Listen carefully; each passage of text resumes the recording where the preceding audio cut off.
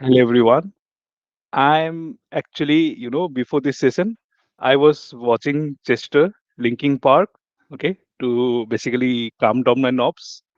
Today we have someone very special who I admire the most, one of the very prominent for me. I'm little nervous. And today we have Adam in our conversation. Welcome, Adam. How are you? Hey, good, thank you. Glad to be here. Yeah. I'm trying to cool down myself, you know. I don't know. Yeah, you can't gauge the excitement that I'm having with me today. And before opening this session, I want to, before you introduce yourself, I want to introduce you. I'm very Okay. bad in introducing, but I want to go. Okay. Okay. So, I have opened more than 10 or 15 tabs about you. So, I'll go with this quote. What orders do with talent, I do with obstinating the fixation. Oh, yes. If you can explain this one for me once again, please. It's my life motto. I've always been around people that have been really talented, and I've always felt like what comes naturally to a lot of people, I have to struggle with, and my struggle is classified as obstinate fixation because that's what I do. As I just lose myself in it until I figure it out, and that's kind of the way I operate. you know, it Mhm. it's been that way since for my whole childhood. I in growing up and getting married and all of that is I look around and I see people doing things a little bit more effortlessly than me, and I feel like I have to struggle through it. But I do learn a lot doing that, and that's just kind of something that I've attached to myself as a tagline. Mhm. There's a lot of codes, okay. But yeah, before I go to deep dive into your with you, so though you don't require any introduction, okay. But I feel let me try this one. So you are the principal architect. You are the co-author of the AMPscript guide, and you are the Salesforce MVP. Yeah, into 2021. And the most interesting thing is your blog. I I was just wishing that I should have gone through every tabs before, Uh, and there's a lot of I'm stuff there. very there's a lot of yeah. there's a lot of crazy stuff in there. I think it goes way back too. Hmm. So another code, very very important for me that I was going through. Okay, I am always game for helping folks get over the hump. So if you can explain this one as well for me.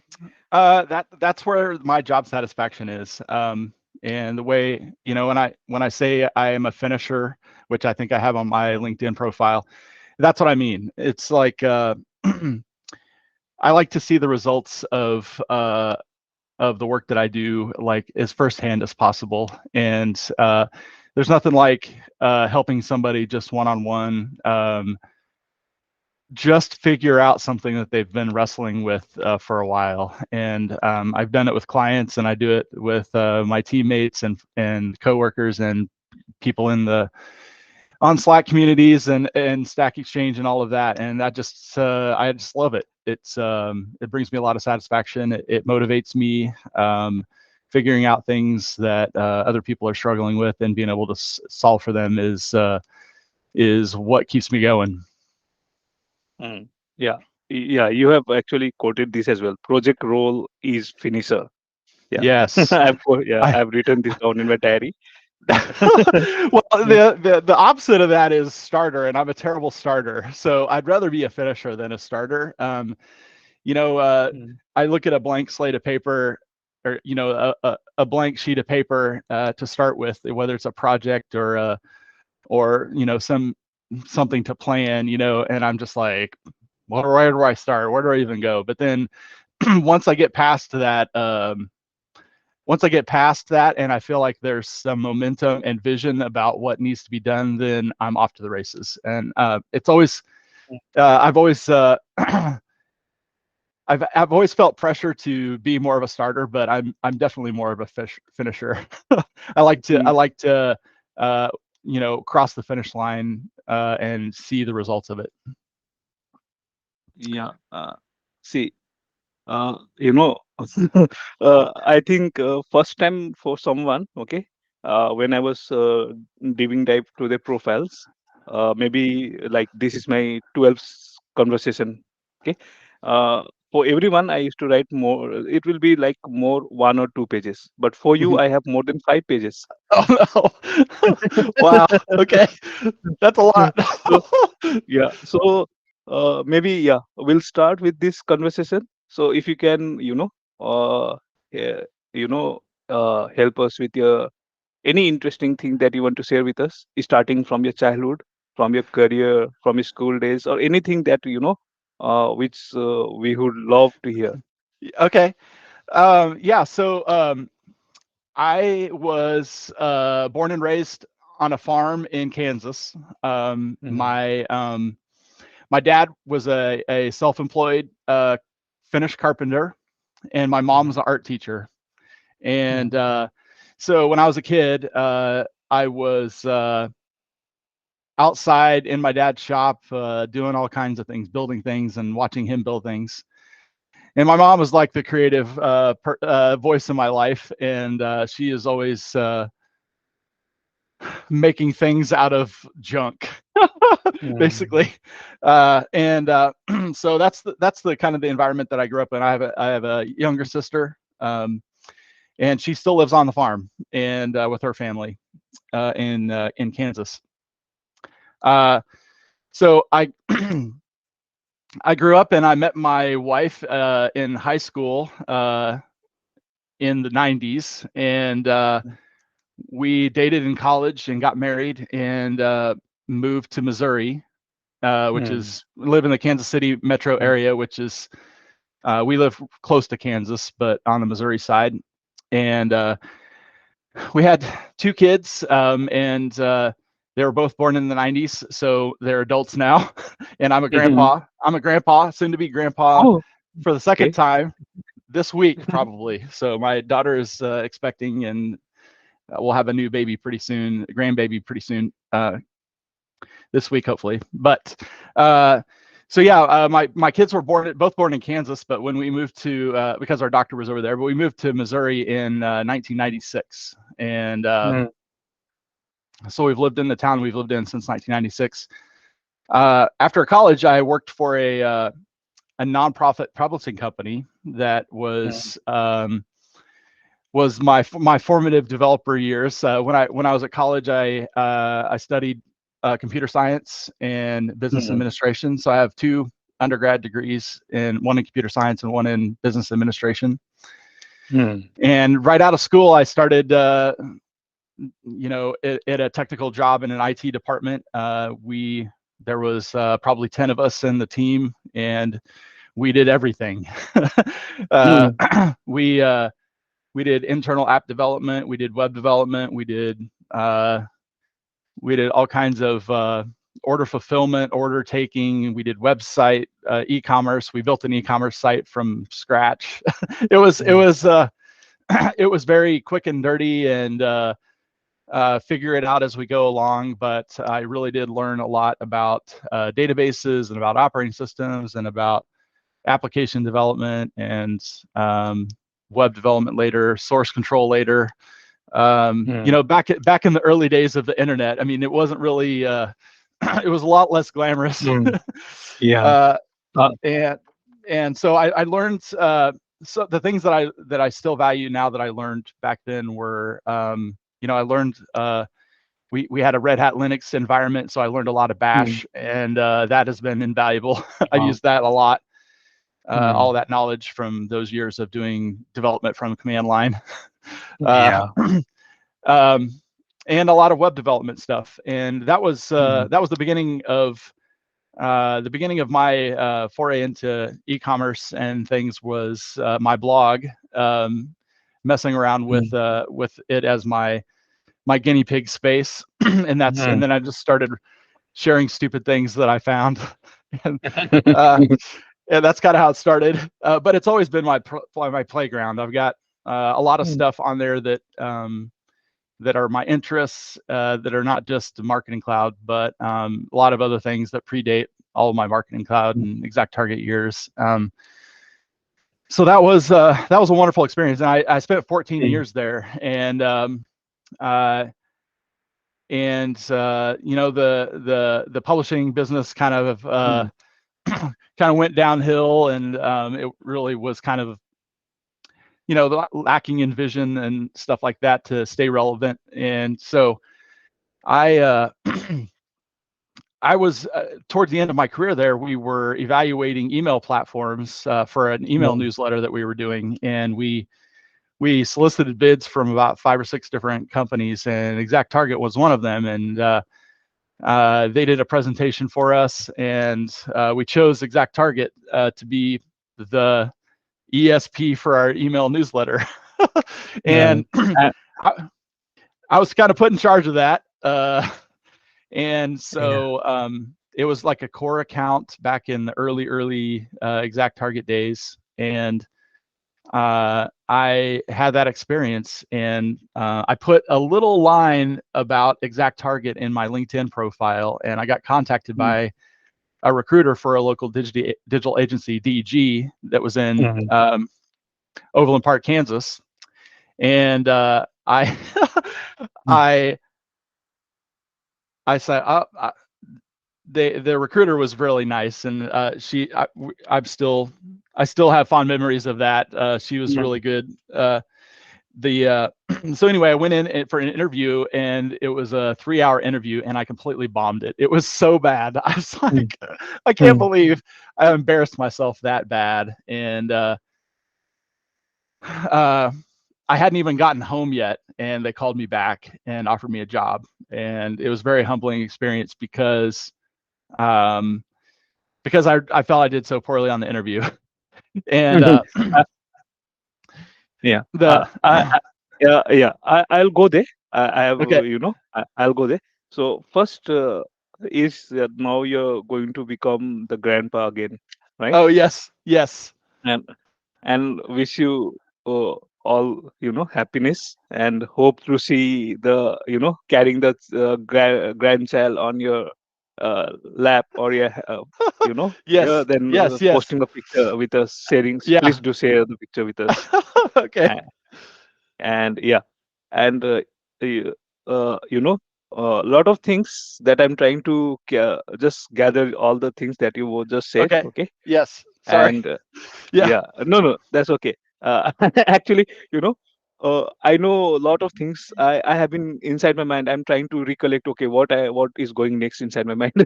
So uh, you started your education with computer science, Mm-hmm. right?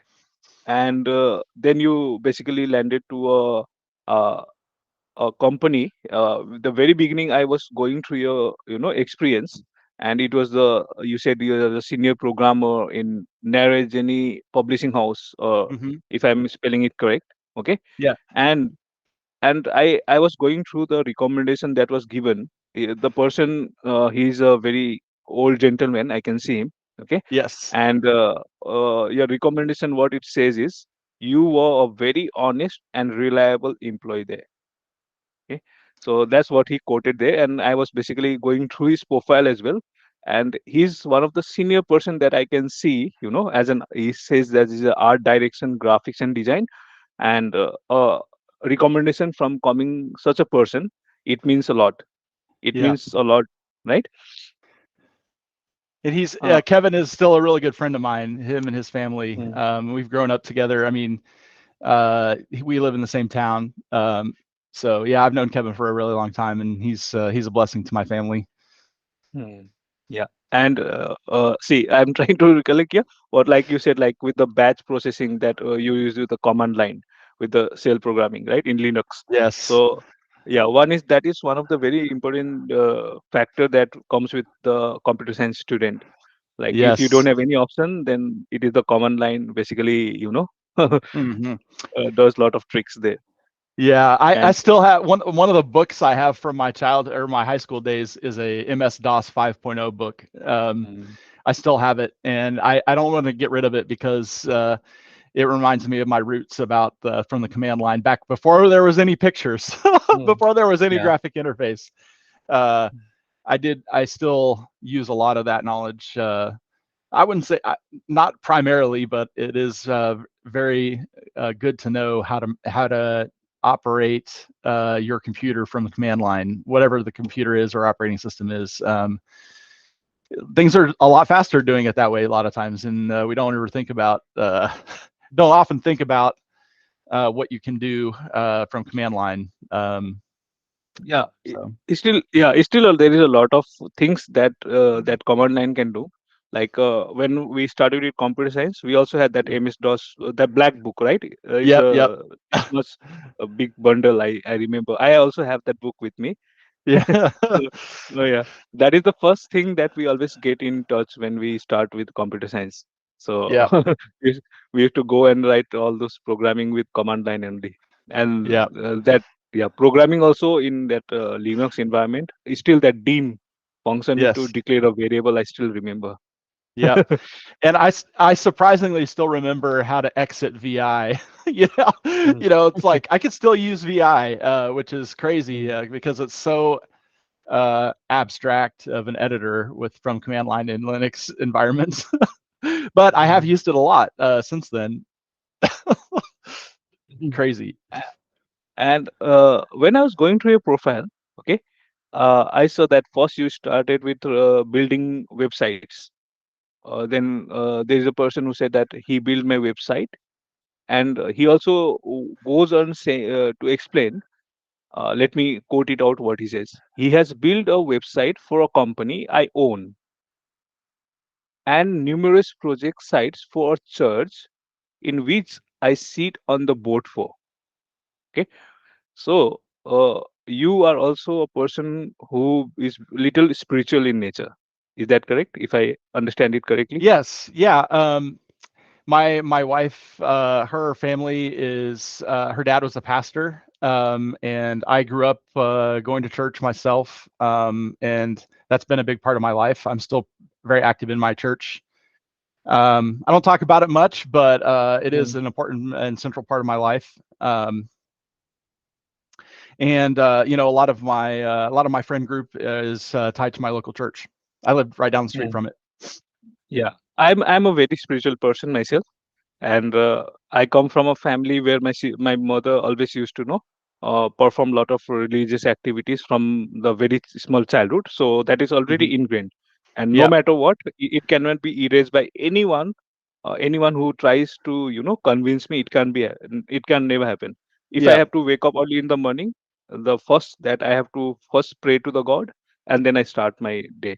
So that is already with me. So coming back to you, okay, you started as a web developer, right? Kind Uh, of. bef- Kind of, yes. We did a lot of web development there, but it was pretty diverse. Uh, a lot of internal application design, which was not a web thing. It was all character based, terminal type front Mhm, end.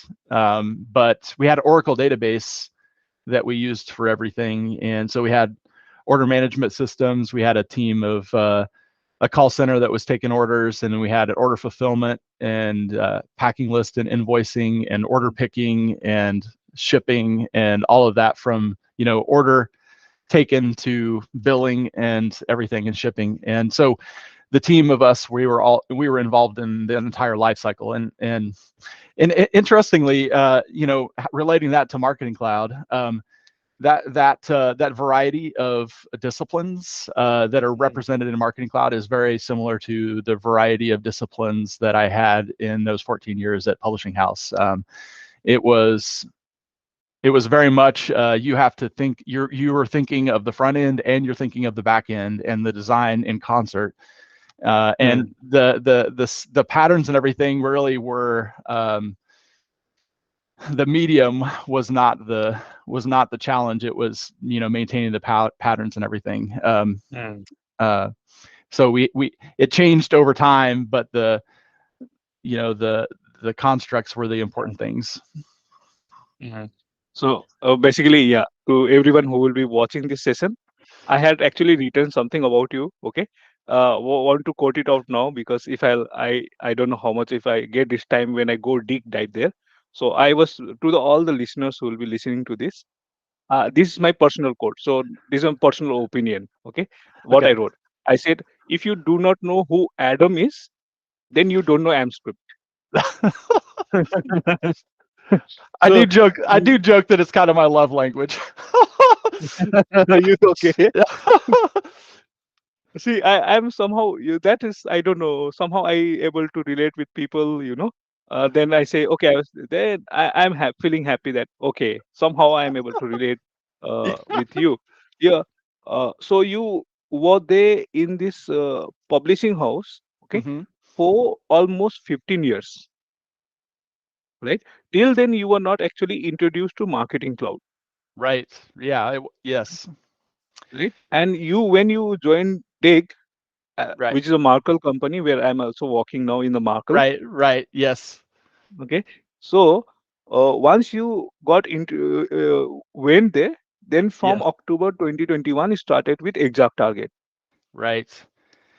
Yes. So when I was hired by DG, they had a marketing cloud or an exact target practice, and Mm, there was one other guy who was kind of what they called the TA or technical architect back then, mm, and that was Jim Nagorka, and he was him and I were the engineering team, the exact target mm, engineering team at DEG for over 5 years, mm, almost 5 years, I guess, and then we added another guy there in that process, but. When I started at DEG, it was really small, and mm, our practice was the exact target practice uh, was very, very. I would say it was popular. It was It mm, was one of the bigger parts of DEG at the time, and but a lot of the technical work fell to Jim Nagorka and I was given the latitude to try and fail and obstinately fixate on learning exact target from a technical standpoint, and I'm indebted to Jim for letting me interrupt him mm, and ask questions a lot when I was early on in my career there. And he was very much he has a database and Microsoft background, SQL Server in particular, and so he came to DEG from Ohio and had a lot more experience than I did with Exact Target, and mm, I learned a ton from him. Just soaked up as much as I could without being annoying. mm, But it was a struggle for me. There was a lot of frustrating projects and things like that I just really didn't do very well on. mm, But the way I learn is to build fake things, build fake scenarios, and just like have a scenario or a proof of concept in my mind and build it out and see if I could do it. And mm, I got an opportunity to do a lot of that with Jim's help, and it kind of sideways into client work and everything, and yeah, that's how I learned a lot of that. And the 2014 was the pivotal year of my career at DG. It mm, changed everything. Changed in 2014. So it yeah, took me like those 3 years to really feel some confidence in what I was doing, and 2014 changed everything. So and I don't know if you read my Medium article about SFMC helps self-help, but I have there's a little bit of background on what happened in 2014 in that article, and it's oh, something mm, something I've been thinking about, but a lot, and especially when I started at Slalom. But in 2014, I met Elliot on Stack Exchange. We started answering questions on Stack Exchange in 2014. And there were two developer advocates from ExactTarget at the time, Tim Felch and Kelly Andrews, and they were bootstrapping Stack Exchange for ExactTarget, advocating and answering questions about ExactTarget. And Elliot and I just happened to be there, and that started the race and the friendship that Elliot and I had, and it ultimately resulted in us collaborating on that book.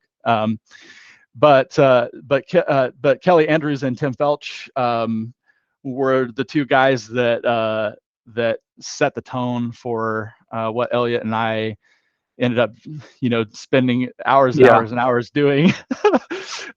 See, But that mhm, was a really big milestone in my career. Is that year in meeting 2014. Elliot and Tim and Kelly.